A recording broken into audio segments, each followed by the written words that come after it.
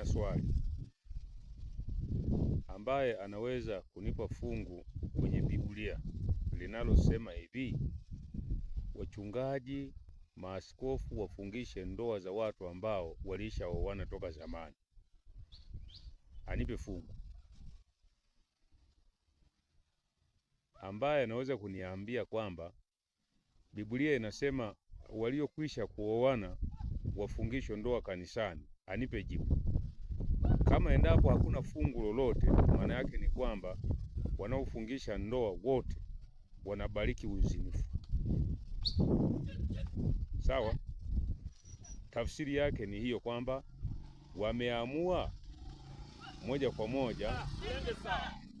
kwa moja kubariki uzinzi, kwamba ninyi endeleeni kuzini, sisi tutakuwa tunabariki uzinzi.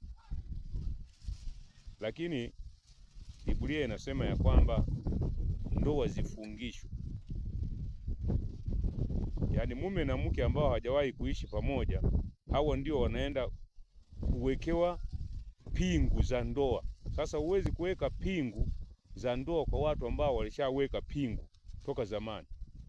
Huwezi kufungua kufuli ambayo ilishafungwa. Kwa hiyo kama kuna mtu anasema yeye analo fungu nalosema kwenye Biblia kwamba waliokwisha kuoana wafunge ndoa kanisani, leta fungu. Na mimi nasema huu ni upagani. Nchi za magharibi zimeharibu mataifa yote ya ulimwengu. Hii ni dini ya kishetani. Hakuna fungu la kubariki ndoa za watu waliokwisha kuoana.